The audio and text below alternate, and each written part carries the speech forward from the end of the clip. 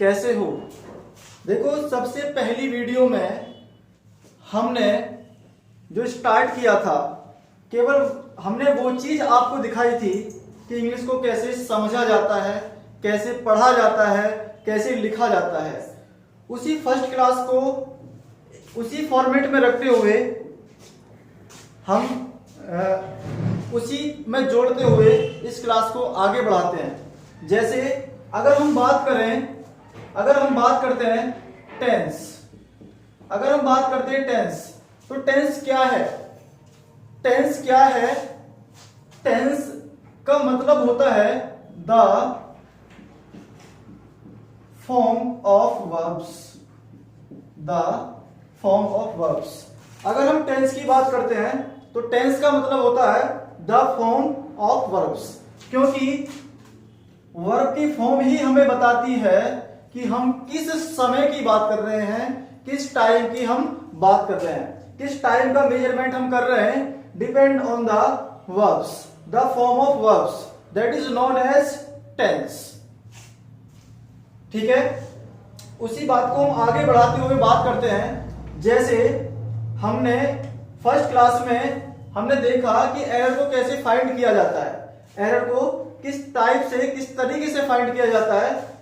उसी बात को आगे बढ़ाते हुए हम देखते हैं। जैसे मैंने उसमें पहला सेंटेंस आपको लेके बताया था, सेंटेंस था Ram is voracious, Ram is voracious person, but nowadays he gives imprimatur to mephitic and impetus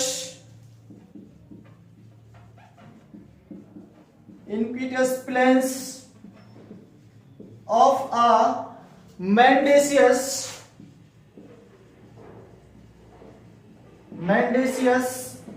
people। तो हमने इसमें देखा था स्टार्टिंग में स्वभाव की बात होती थी और लास्ट में जाकर बात होती थी किसकी? विभाव की। और इस तरीके से हम एरर को फाइंड करते थे। हमने ये देखा कि जब स्टार्टिंग में स्वभाव की बात होती है और लास्ट में विभाव की बात होती है, तो वहां पर हमने ये देखा था कि जो लास्ट वाला सेंटेंस होता है, जैसे यहां पर लिखा है बट नाउअडेज, इसका मतलब क्या होता है? आजकल। इसका मतलब होता है आजकल, इसका मीन क्या होता है? आजकल।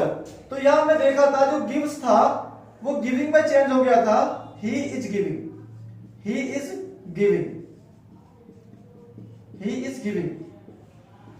मेरा कहने का मतलब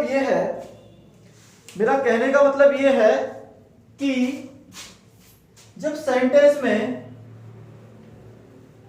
हमें वोकैब भी नहीं आती तो कुछ फंडामेंटली रूल्स हमें ऐसे देखने होते हैं जिससे कि हम सेंटेंस की एरर को फाइंड कर सकें, फाइंड कर सकें। जैसे फॉर एग्जांपल हमने यहां देखा था नाउ ए डेज। तो इस नाउ ए डेज ने हमें यह बता दिया कि इसमें कहीं ना कहीं काम क्या है? जारी है, कंटिन्यूटी में है, कंटिन्यूअस में है। Are you understand? काम क्या है? कंटिन्यूटी में है, जारी है। ओके, तो यहां हम देख रहे हैं कुछ इस तरीके के वर्ड जो हमेशा सेंटेंस के अंदर जब भी यूज होंगे वो हमेशा काम जारी ही बताएंगे। ठीक है, जैसे नाउ ए डेज हम कह सकते हैं दीज डेज।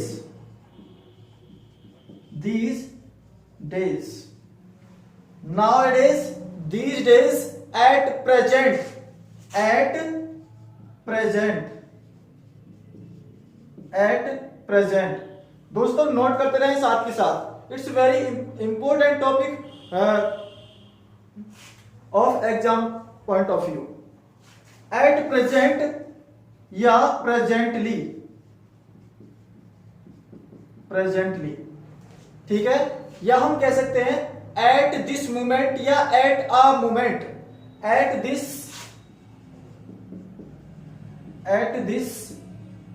मोमेंट या एट अ मोमेंट, या हम कह सकते हैं now, still, day by day,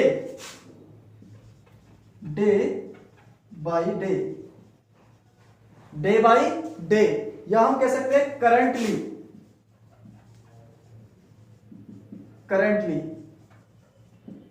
और गेट का मैं अलग से बताऊंगा। गेट किस फॉर्म में कंटिन्यूटी में हम यूज करते हैं, और वो हमेशा कंटिन्यूटी में ही यूज होगा गेट, लेकिन किस कंडीशन में, उस कंडीशन को वो फॉलो करके यहां पर आपको बताऊंगा। तो ये कुछ एक ऐसे वर्ड हैं, ये कुछ एक ऐसे फंडामेंटली वर्ड है जो कि क्या शो करते हैं, ये कंटिन्यूटी को ही शो करते हैं। ये हमेशा कंटिन्यूटी को शो करेंगे, अर्थात मेरा कहने का तात्पर्य है, मेरा कहने का मीन है, जब भी ये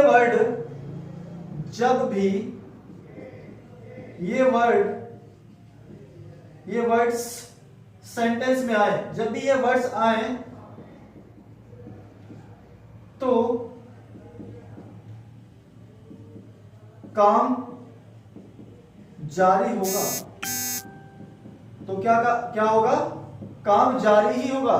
सेंटेंस के अंदर आपको वोकैब भी समझ में नहीं आती है, तो जब भी ये कुछ एक वर्ड आपको सेंटेंस के अंदर दिखाई देते हैं, कोई सा भी इनमें से वर्ड किसी सेंटेंस के अंदर आपको शो होता है, दिखाई देता है, तो ये वर्ड क्या काम करेंगे, काम जारी ही बताएंगे। और काम जारी में आपने एक ही चीज पढ़ी है सेंटेंस के अंदर, टेंसेस के अंदर, कि हमेशा वर्ब की फर्स्ट फॉर्म में आईएनजी, वर्ब की फर्स्ट फॉर्म में आईएनजी। मेन वर्ब में आप क्या यूज करोगे, मेन वर्ब की फर्स्ट फॉर्म में आप क्या यूज करोगे, आईएनजी ही शो करोगे, आईएनजी को ही ऐड करोगे।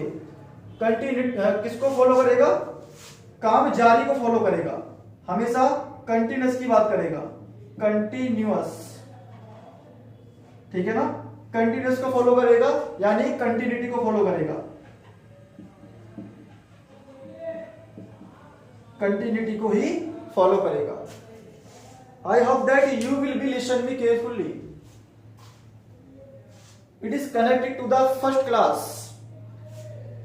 ये फर्स्ट क्लास से कनेक्टेड वीडियो है, क्योंकि उसमें मैंने कुछ बातें आपको समझाई थी, उसी से कनेक्ट मैं इसी टॉपिक को पूरा करना चाहता हूं, क्योंकि it's very important topic for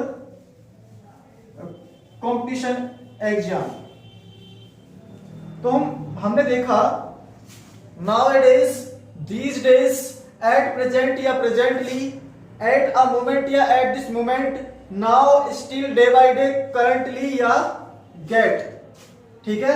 ये किसको फॉलो करेंगे, हमेशा काम जारी को ही फॉलो करेंगे, हमेशा काम जारी को ही फॉलो करेंगे। कुछ ऐसे सेंटेंस में आपको लेके बताता हूं, कुछ ऐसे सेंटेंस में आपको लेके बताता हूं जो कहीं ना कहीं एग्जाम में पूछे हुए हैं। जैसे मैं बात करूं, सेंटेंस है she primes me but these days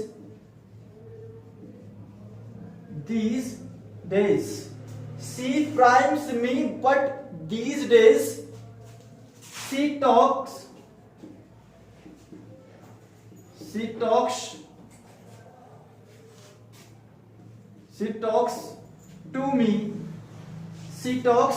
to me in a in a mellifluous tone, mellifluous tone।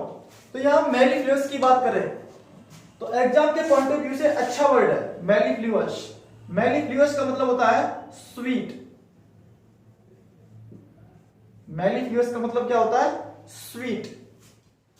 She primes me, but these days she talks to me in a mellifluous tone।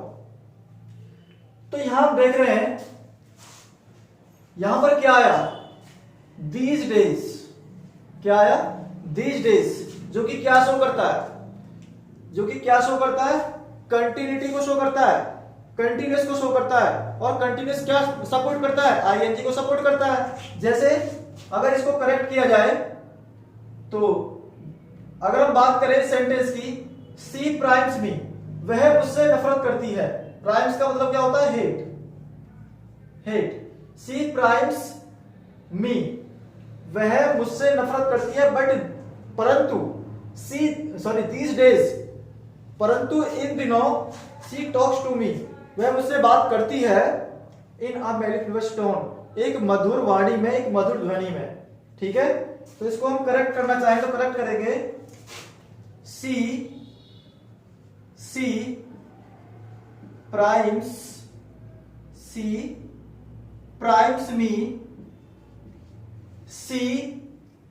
Me,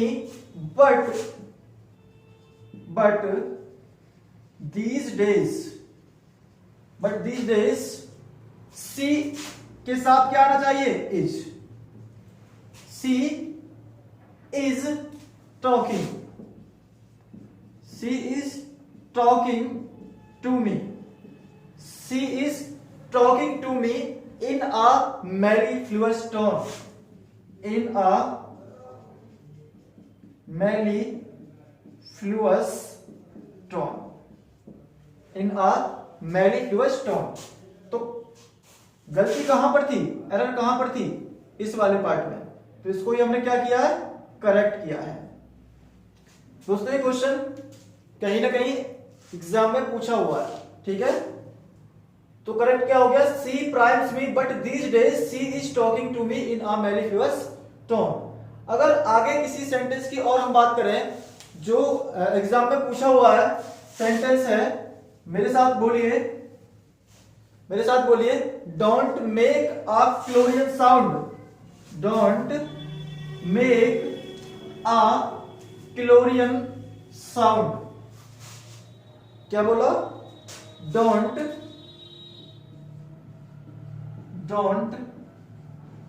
make a clarion, don't make a clarion sound. Clarion sound का मतलब क्या होता है? Noisy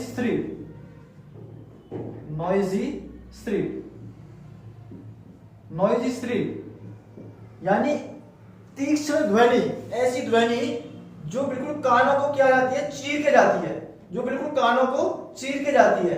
don't make a clarion sound because my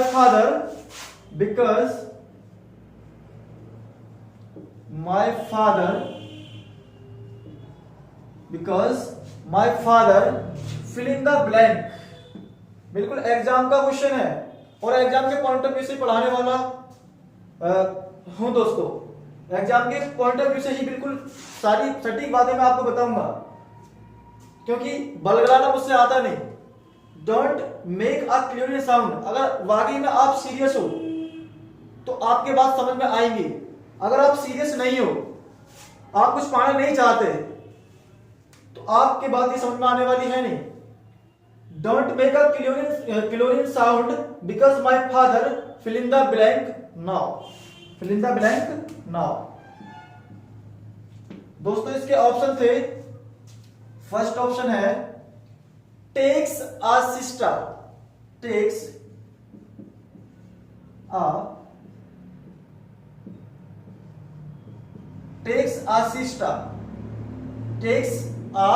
sister का मतलब होता है दिन के सोने का समय, दिन के सोने का समय, दिन के सोने का समय,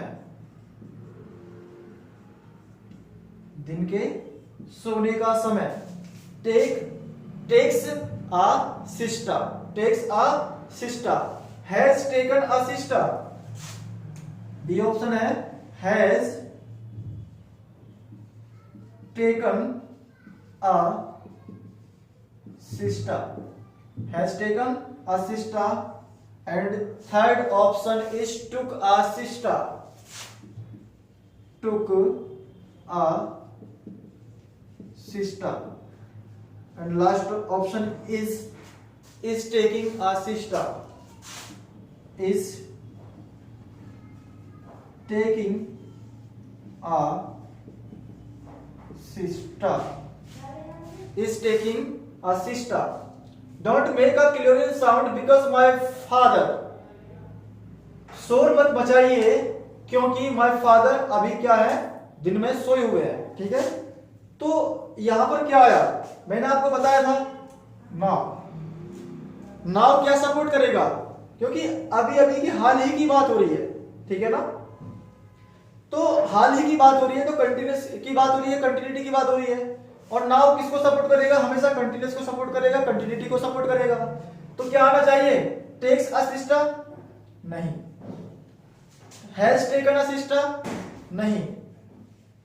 टुक अ सिस्टर, नहीं। Is taking a sister, it is correct, is taking a sister. तो सेंटेंस आपका होगा don't make a clarion sound because my father is taking a sister now. क्या होगा सेंटेंस, don't make a clarion sound because my father is taking a sister now. दोस्तों आशा करता हूं समझ में आया होगा। नेक्स्ट सेंटेंस की अगर हम बात करें, नेक्स्ट सेंटेंस की अगर हम बात करते हैं, सेंटेंस है आपका दोस्तों बिल्कुल एग्जाम का आईना आपको दिखाया जा रहा है। जिस तरीके से एग्जाम में क्वेश्चन पूछे जाते हैं वही आईना आपको दिखाया जा रहा है। जैसे मैं एक सेंटेंस लूं, my friend is a suave person, my friend is a suave person. Suave का मतलब क्या होता है, my friend is a suave person. बताइए दोस्तों, सोचिए कि suave mean of suave, my friend is a suave person, but nowadays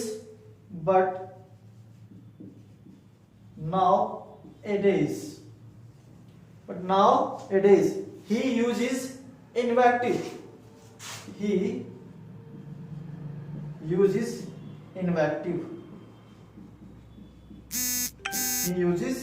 invective। यहां पर एक नया वर्ड आपको और देखने के लिए मिला, इन्वेक्टिव। ये तो आपको पता लग ही चुका कि नाउ ए डेज आया, तो कंटिन्यूटी को तो फॉलो करेगा ही करेगा, लेकिन कुछ एक ऐसे वर्ड भी हमें मिले जो कि हमारे लिए, हमारी वोकैब को अच्छा बनाने के लिए अच्छे वर्ड हैं। जिस स्वाव का मतलब क्या होता है, सुसभ्य, परोपकारी, दूसरों की सुख दुख की चिंता करने वाला इंसान, स्वाव पर्सन। ठीक है, हम कह सकते हैं कर्टियस, हम कह सकते हैं एल्ट्रुइस्टिक,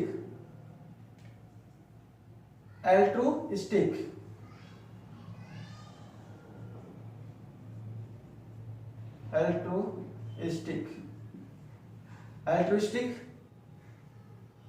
नहीं होता, अल्ट्रू होता है, अल्ट्रुइस्टिक। ठीक है, अल्ट्रुइस्टिक, या हम कह सकते हैं विकारियस, ठीक है। अगर हम इन्वेक्टिव की बात करें तो इन्वेक्टिव का मतलब होता है गाली गलौच, जिसे हम कह सकते हैं वीटुप्रेशन, दोस्तों आप वर्ड्स को देख के ही आपको अंदाजा लग रहा होगा कि ये वर्ड्स किस लेवल के हैं। कहीं ना कहीं एग्जाम के पॉइंट ऑफ व्यू को ही सपोर्ट करते हैं। विटुप्रेशन अगर हम कहना चाहें तो हम कह सकते हैं एक्सप्लीटिव, एक्सप्लीटिव कहना चाहो तो आप कह सकते हो स्लीजिंग, स्लीजिंग, या एक और वर्ड आता है वेरिशन, वेरिशन। दोस्तों आशा करता हूं आपके पास समझ में आ रही होगी। तो यहां अगर इस सेंटेंस को करेक्ट करना चाहोगे तो किस तरीके से करेक्ट होगा, देखिए, my friend is a suave person, my friend is a suave person, my friend is a suave person but now it is, but now it is he के साथ क्या आना चाहिए, is, he is using, he is using invective, इन्वेक्टिव कह सकते हो आप, विटुप्रेशन कह सकते हो, एक्सप्लेटिव भी कह सकते हो, स्लीजिंग कह सकते हो, वियरसम कह सकते हो। तो सेंटेंस हो जाएगा आपका my friend is a suave person but now it is he is sledging, sorry he is using sledging या ही इज यूजिंग इन्वेक्टिव। दोस्तों आशा करता हूं बात आपकी समझ में आ रही होगी, अच्छे से आ रही होगी। अगर मैं बात करूं जो स्टार्टिंग में अभी मैंने आपको वर्ड्स लिखे, nowadays, these days, day by day, currently, at this moment and so on, तो ये किसको सपोर्ट करेंगे, ये किसको सपोर्ट करेंगे, ये हमेशा कंटिन्यूटी को सपोर्ट करेंगे। इसी में एक वर्ड आया था गेट, गेट, तो गेट हमेशा याद रखना जब दो कंटिन्यूटी की फॉर्म में, जब दो कंपैरेटिव डिग्री, जब दो कंपैरेटिव डिग्री, कंपैरेटिव डिग्री, जब दो कंपैरेटिव डिग्री एंड से जुड़ी हो, जब दो कंपैरेटिव डिग्री एंड से जुड़ी हो, जब दो कंपैरेटिव डिग्री एंड से जुड़ी हो तो वहां गेट का यूज नहीं करेंगे, गेटिंग का यूज करेंगे। वहां गेट का यूज ना करके गेटिंग का यूज करेंगे। जैसे एक सेंटेंस को लेकर हम बात करें, सेंटेंस है you get fatter and fatter, you get fatter and fatter, you get fatter and fatter, so you should moil to mutate,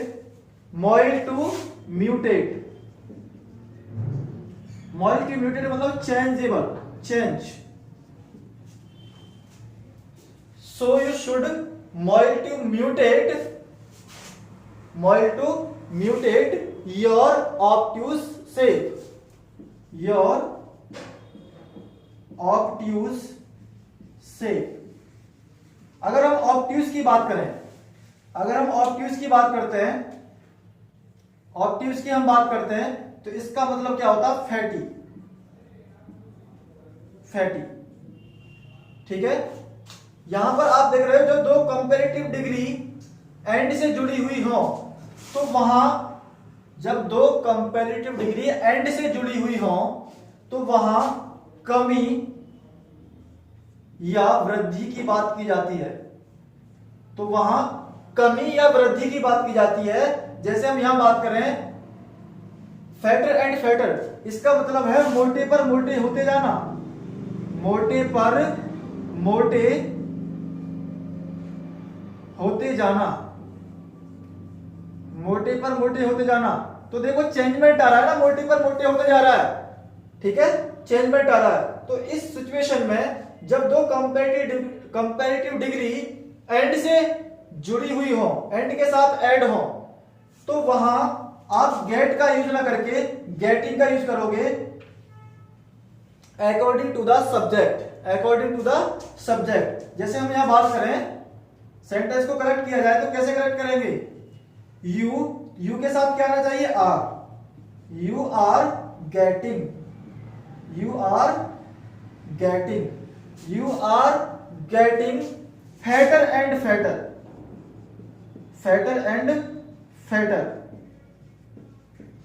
fatter and fatter. So you should